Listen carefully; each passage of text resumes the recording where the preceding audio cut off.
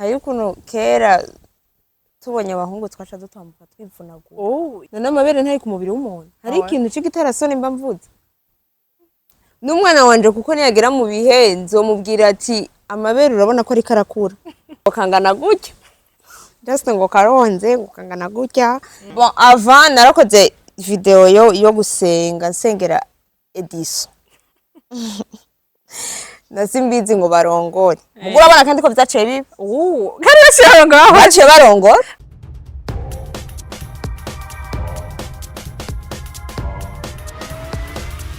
This is Flash TV, we shine to progress. Hello friends and family, j'espère que vous allez bien. Moi je vais tellement bien, ndashimira cyane gose natwe muri mushimimana. Ndashimira. Bon, comme d'hab, ndinka ishimwe natwe mwampenuka kera, je suis désolé, je vais dire pardon, ko ndavuga ifaransa n'imbo dici. Naruka kera, vous avez demandé kubera iki? Nza kubabwira niyo mwabimbaza. Ariko encore une fois ndi kumwe na ni Chimamanda. La fille du jour d'aujourd'hui. Arlene Alou. Ariko nura ugambira ko ubuyera bigabanije. Ngo Arlene Alou, Miss Mafiel, Missy. Attends, c'était Miss quoi? Miss je sais pas, voilà. Miss nje kuganira na Linka, mazina yanje. Mugawe akunda ka Alou nika akunda kuvuga Arlene Alou. So, natwe tuganira uyu munsi ntituri muri domaduyo ntugana tugire domaduyo canke kwa murabibona nyene ibyapfa tukaba tuganire concernant natwe abakurikirana imbuga cyane baramuzi surtout Facebook. Voilà. Reka tuganire nawe tubanze tumwakire ngaha puisque c'est la première fois kuri Flash TV. Tubanze tumwakire aturamutse. Et puis on va continuer. Murakaze madame Arlene Alou. Mezenez. D'accord, vrai. C'est la première fois que Flash TV, hein? ego Karibu cyane rero. merci beaucoup Uri mazina yanje handweta. navyumvise Uretse gusa ko agiye mu kwandika bagira LY nawe bagira LY. Nawe ni LY, je ni K nawe ni C. mise Muga on prononce la même chose. Voilà. Turaguhaye ikaze kuri Flash TV, baza turamutse utubwire uriwe parce que c'est la première fois ngaha harabusanga bamakurikirana YouTube gusa. Yeah.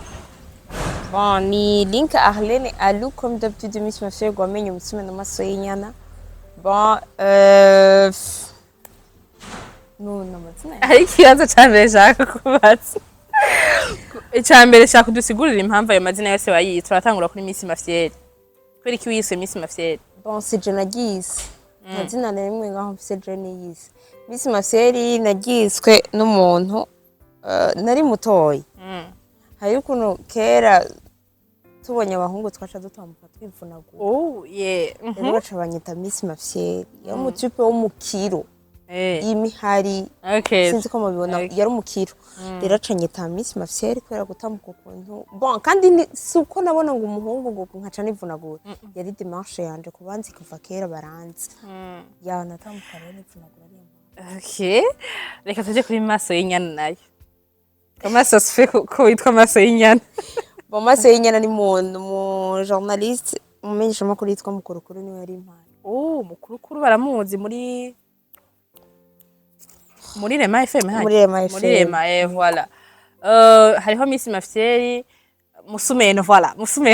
Musumeno ko maso sfe ko witwa Musumeno. Musumeno nari hawe na Chimamanda Moses Ariko bari. Okay, d'accord. Ni link Arlene Alou twamenye kuri Facebook tumumenya mu bintu novuga yuko utu video dutandukanye yarivuga handi ugasanga ari karashwana n'abandi nyene muri zya mbuga baca bibona. Turashaka kumenya Arlene zagenze gutogira winjira mu industry kuko abakuzi muri industry bien sûr entertainment. Donc winjiye ufise objectif yahe kuri kwinjiye muri burya buryo muca mubona kujya nyene yaje ku bintu bya Miss Mafiel kandi ivyo byanatumye n'abantu benshi banamukurikirana cyane. Donc je vais savoir kubera ki uyumviriye kuza muri entertainment niki kicagupusinze kuza muri entertainment? Ubisanzwe ubunye nta kintu na kimwe wokora kidaciye kuri réseaux sociaux ngo gitera imbere nico abantu benshi bako barihindako bisanzwe ukoresheje réseaux sociaux ikintu cawe kiramenyekana kandi je naje muri entertainment kubera ko nabikunda ndakunda ubu journalisme ndakunda ubu influencer, ndakunda just ico cose, ndakunda gushigikira impano, je naje nkushaka nyene gushigikira impano zitandukanye. kubera iki rero wabonye yuko la meilleure façon ari yo kuza bon reka mvuge kwishura n'abafana kubera yuko washaka kubona nk'ikintu muri commentaire bagututse ukashuza muri video ukababwira byose ukabishura dimwa. Donc niyo meilleure façon wabonye yuko ari yo yotuma like umenyekana nka link Arlene Alumisi Mafieli canke c'était juste kubera yuko utarubimenye wumva nyene bigukoze ko ku mutima ukavuga ati ifa ko ndabishura kugira ngo peut-être kubera yuko utabumenyereye bien sûr. Ya sinari ndabimenyereye ariko sico catumye ndabishura ahubwo kira muntu yari afise style yiwe. We style yari nyene voilà hariho umuntu watumye nza peut-être kurondera kugira ngo ushobore gukora ikiganiro no umuntu agukurikirana cyane yarambwiye ati jewe ndashaka umbarize ijye mukobwa link Arlene Alumisi Mafieli kwa utatuze turagisha kuvuga ati umumbarize iyo ariko aravuga concernant ukuntu ameze physique yawe ndavuga kujya uruvuga amabere kujya uruvuga like ubuzima bwawe en general bon nituvuga ubuzima like ivyo tuba tubona ku mubiri amabere ibisusu yarambwiye ati uramumbariza eske uriyumvira kuri kazoza kawe koma abana bazobona je ama video ukuntu bazokwifata babonye mama wabo yagenda kuri social media akavuga ngo amabere ngo mubona voyez iziga video munaza kugenda kuzira donc yarambwiye uramumbariza yiyumvira iki kuri kazoza kiwe avec sa famille si khayene mushaka uzogira famille cyane muganira tukari bisanzwe n'amabere ntari ku mubiri w'umuntu hari ikintu cy'igitera soni mba mvuze n'umwana wanje kuko niyagera mu bihe nzomubwira ati amabere urabona ko ari karakura irindi umwana uramugurukira yarambaje ati mbega canke ni kubera yuko mwarumvise kuri social media petit ko ariho muronkera abagabo canke ko hariho mushaka kuronkera amafaranga diaspora kwa canke winjiye ushaka kuronka umugabo aho hari imbere yuko ikiri kibazo ngo mambaze peut-être kiza ngo uri kushaka umugabo uri kushaka abazungu uko ngo Chimamanda yakubwiye ngo abazungu ngo bakunda gutuntu nye tutumisi nye twonze nye utamibona cyangwa muri ko muraranja na Chimamanda bagira ngo ushobore kuronka nyene ivyunguka bivuye mu uko bagwera mbizi umugabo w'umuzungu umuntu yamushatse ahubwo ntawabura c'est vrai bisaba ubushapu gusa yego sha ariko je na muzungu yo twobana kirazira ko bamaze kironkera umugabo. Okay, duha makuru rero kuraje amafoto duha tubona muri ko murasomana muri jean ndashaka kumenya winje mu industry ushaka gushira ubuzima bwawe hanze n'ubuzima nyene bw'amasantima canke navyo nyene byarakaze ivyo birashika shaka rero kumenya tujya dufoto tumabizu c'amafoto naco novuga ko hari impamvu nzokibishirako muri juillet canke octobre ashaka kuzo bari save the date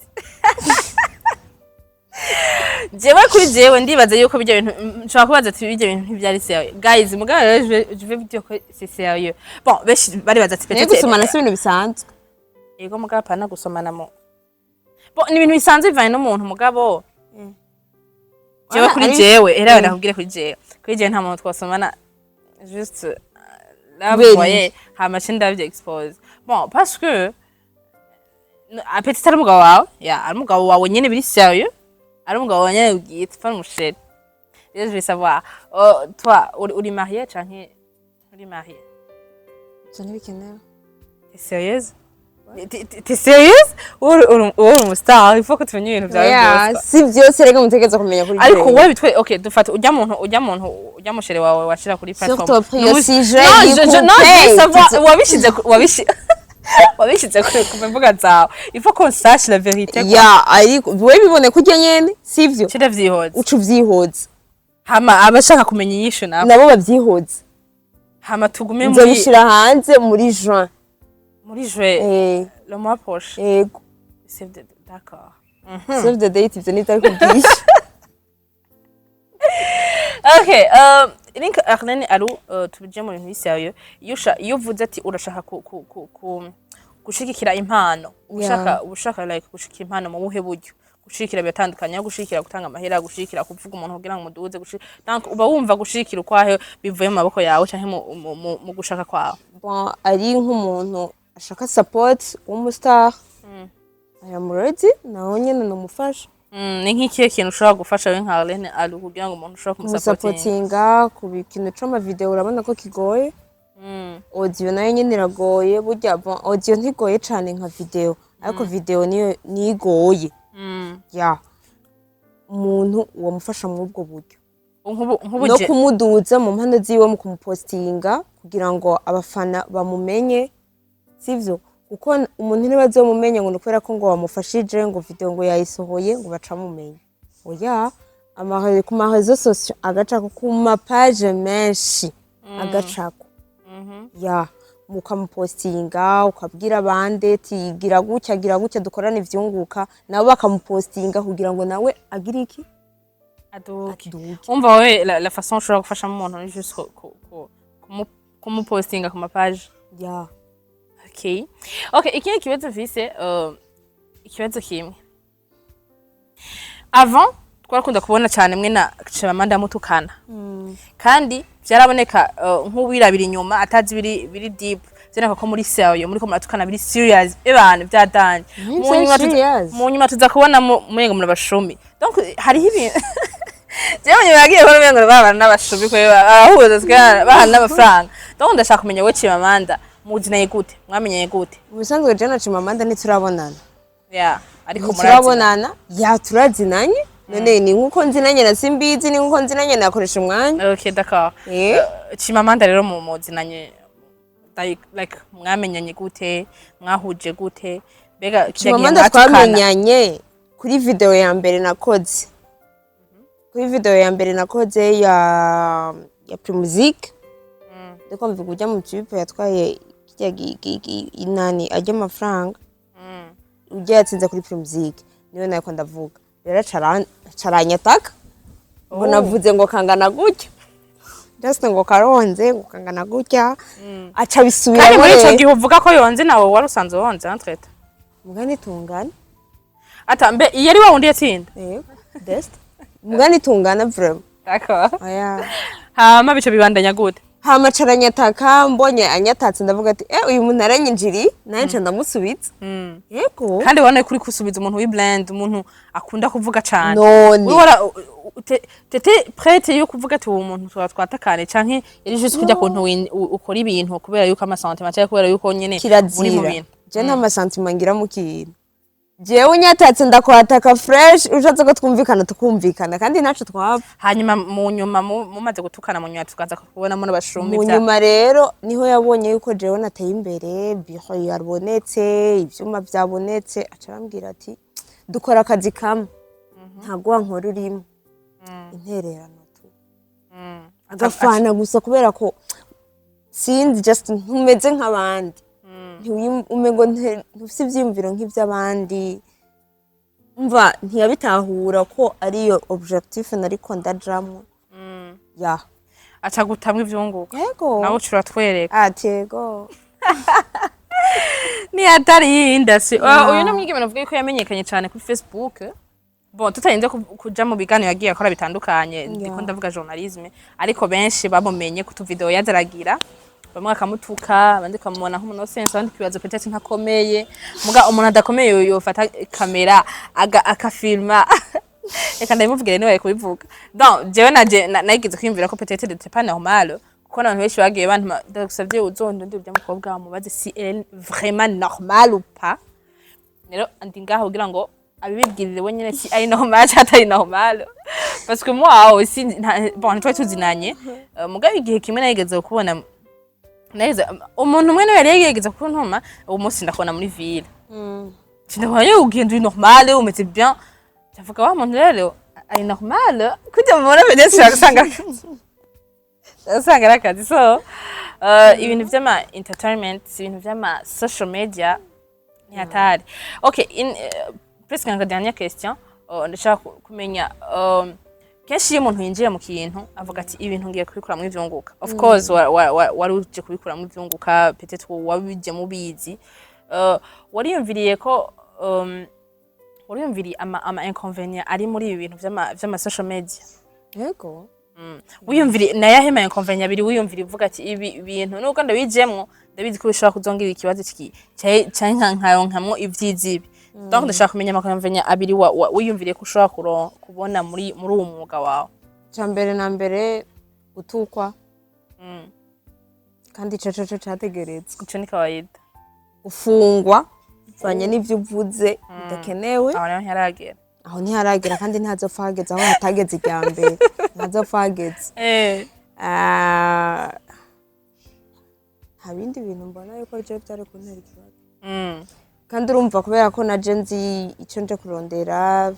gutukwa je ntaco bintu weke muri societe muri mu kibano umuryango bijye ntiwavuga ntiwiyumvira peut-être ko vyava bikwankisha mu jewe nta muntu numwe ntondana gasorori wiwe bararondeye ubuzima bwawe nanje ko ndondera ubuzima bw'iwanje ndavuga muryango wawe tes parents quoi oya ntaco bibatwaye bon avant narakoze video yo gusenga nsengera Edisson na Simbizi ngo barongore mugura abana kandi ko byaciye bibi kandi baciye barongora ari basanze bafite umugambi wo oya nta nivyo narinzi kandi nitwari tuzinanye twari bwanicarane ngo je nabo dutera inkuru ariko kuva ndabasengesha mbona birakunze ndavuga ati bwa wundi Imana yanje sibayari naho nyene kuri social kuri Facebook imwe rudende bon ico kintu ca bon sinzi ukuntu babivuga abavyeyi barambwira ati none na video zo gusenga to ya uri kuri exagere mugabo ndababwira ati tuza genda bukebuke werindira cabararindira rero kandi namba hari abantu banshigikira bambere n'abavyeyi banje barakunda akazi kanje cyane kuri amaze kubereka ivyunguka biravamo of course. So reka rero bon ntitwavuga byinshi en tout cas abari bafise ikibazo ko atari normal ndibaza murabona ko ari normal gende normal vraiment kandi meze rero itugiye abantu bari bibaza peut-être yuko uragasazi ushobora kuba nyene utari like quoi uri nyene kujya nyene abantu bakubona bien sûr bon gende normal singwaye mu mutwe meze neza kandi je gaduhuriye mu ibarabara kwaza ko je ntavuga ndi serious yego vraiment nanje nje nabonye ico gihe tutamenyeranye ngo twicarane duterebra mu gajero je sinzi kwikawusha oya sinzi kuguma mpoze na minota 5 yohera je mpoze nariko ndijana je nyene mu ibarabara oya nguma mvuga ndi sharp nyene sinzi nyene it's okay. Bon voilà abari bibaze ko ari ngoma ndagasubira amata normal elle est vraiment normal kandi namusanze mu kazi we afise bureau bafise ivyo bakora urumva vyavuye muri byo gusaza nyene donc c'est vyavyaye alu photographe alu photographe muraza kubibona muca mubibona ndibaza murabibona ngaha kuntu biba bimeze kuntu ba nyene bari mu kazi kose ivuye hajya nyene en tout cas ni bon ikibazo cyanyuma na yahe support wagiye uronka like kugira ngo ushobore gutera imbere kugeza uyu munsi support ku bantu beho Arlene photography igeze haba harimo support y'abantu fata bafana barakunze bon oya nta kintu na kimwe ukora kiryohera abafana ariko barabikunda bategeza kubikunda kuko naje barankunze mugabo why not batokunda ivyo alo akora okay nani d'accord kandi nanje barankunze bategeza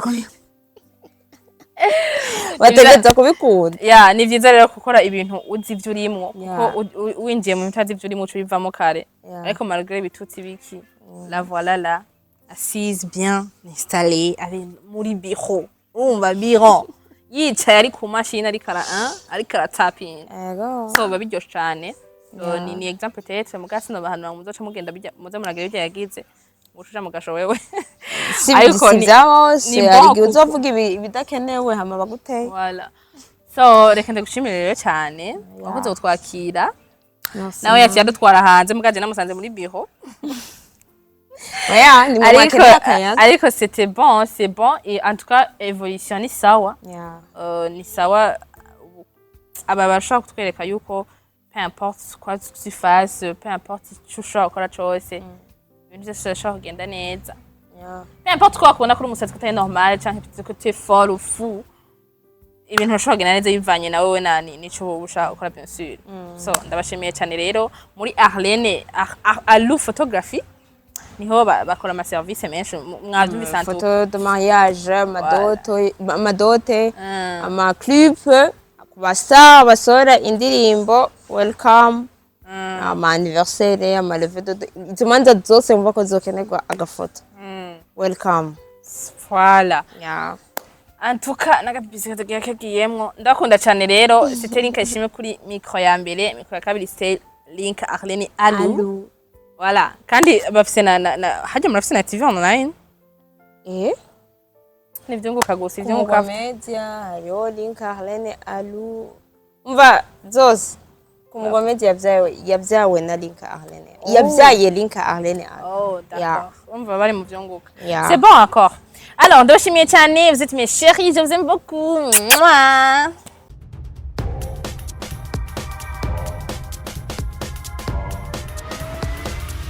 This is Flash TV. We shine to progress.